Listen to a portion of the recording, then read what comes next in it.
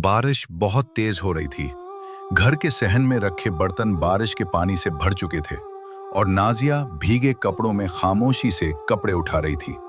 इसी दौरान अंदर से सास की ऊंची आवाज आई, हाय अल्लाह, लोग बहू के साथ फ्रिज, वॉशिंग मशीन और गाड़ी लाते हैं और एक ये है जिसके बाप ने 2 ढंग के बर्तन तक न दिए। नाजिया के कदम वहीं रुक गए। बारिश का पानी उसके चेहरे पर गिर रहा था, या शायद वो आंसू थे, उसे खुद भी नहीं मालूम था। वो आहिस्ता से कमरे में गई। उसका शौहर पंखे के नीचे बैठा चाय पी रहा था। नाजिया ने हिम्मत करके पूछा, अगर मेरे अब्बा अमीर होते तो क्या आप मुझे ज्यादा इज्जत देते? शौहर हल्का सा हंसा, कम से कम लोगों में शर्मिंदगी तो ना होती। शादी में तुम्हारे घर वालों ने दिया ही क्या था?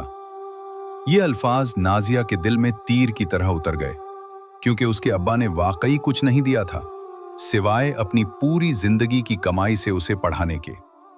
इसी शाम दरवाजे पर दस्तक हुई। नाजिया दौड़कर बाहर गई और अपने अब्बा को देखते ही चूक गई।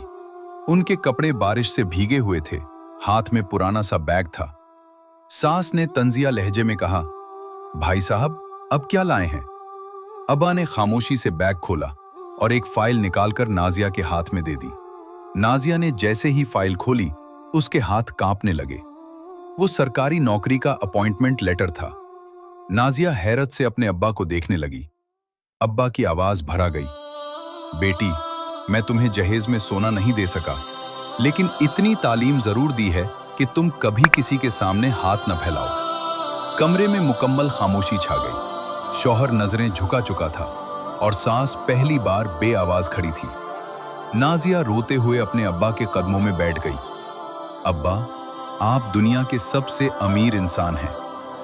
बारिश अब भी हो रही थी, मगर आज पहली बार नाजिया को लगा अल्लाह ने उसके नसीब की धूल धो दी है।